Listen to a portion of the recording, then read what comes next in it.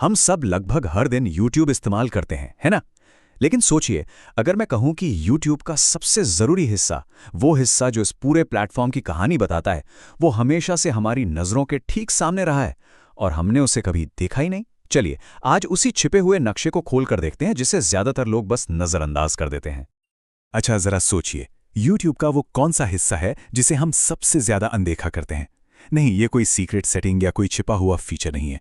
ये कुछ ऐसा है जिसे हम हर बार देखते हैं और हर बार इसे इग्नोर कर देते हैं। ये हर एक पेज पर बिल्कुल नीचे मौजूद है। फुटर।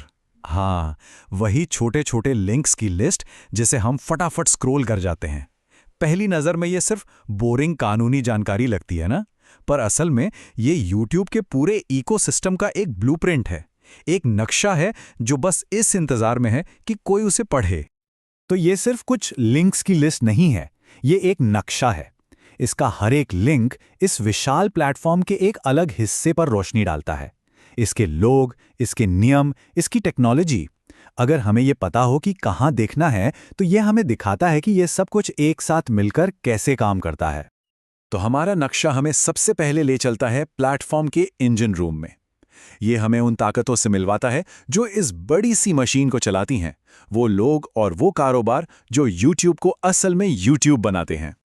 अब ये पूरा का पूरा सिस्टम असल में 3 मेन ग्रुप्स पर टिका हुआ है: क्रिएटर्स, एडवर्टाइजर्स और डेवलपर्स। एक वो जो कंटेंट बनाता है, दूसरा वो जो इसके लिए पैसे देता है, और तीसरा वो जो इसे बनाने के लिए टूल्स तैयार करता है। ये वो 3 पिलर हैं जिन पर सब कुछ खड़ा है।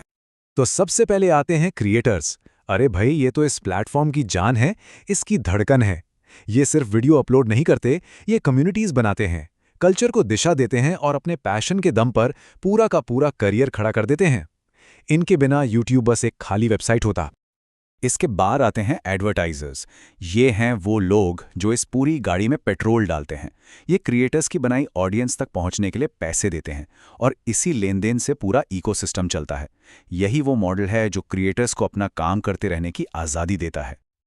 और फिर आते हैं डेवलपर्स। ये हैं पर्दे के पीछे के असली जादूगर। ये YouTube डेटा API जैसे टूल्स बनाते हैं जिनकी मदद से दूसरे ऐप्स प्लेटफॉर्म से जुड़ पाते हैं। इन्हीं के वजह से YouTube सिर्फ एक वीडियो साइट से कहीं ज्यादा बन पाता है। अच्छा, तो लोगों की बात हो गई। अब हमारा नक्शा हमें ले जाता है रूल्स की तरफ। देखिए, हर समाज को चलाने के लिए कुछ कानून चाहिए होते हैं और YouTube की ये बड़ी सी दुनिया भी अलग नहीं है।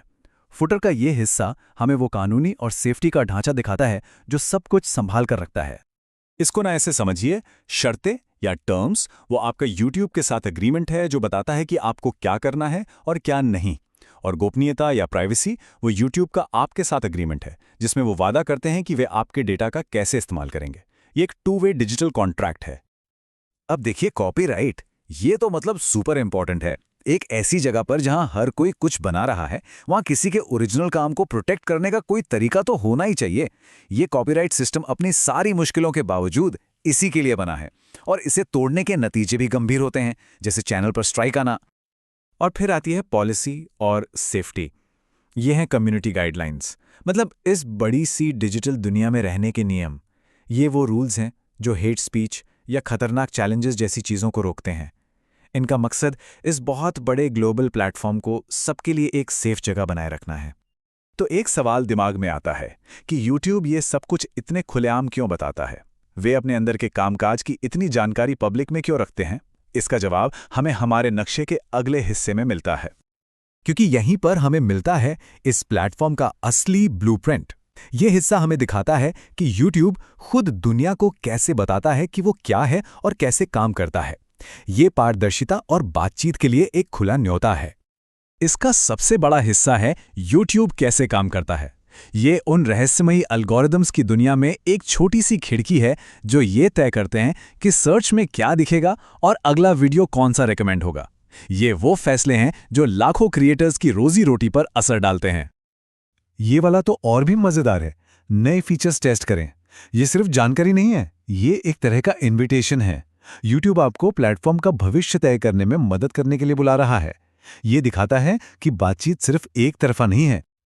और आखिर में आते हैं ये corporate links, about, press, contact us.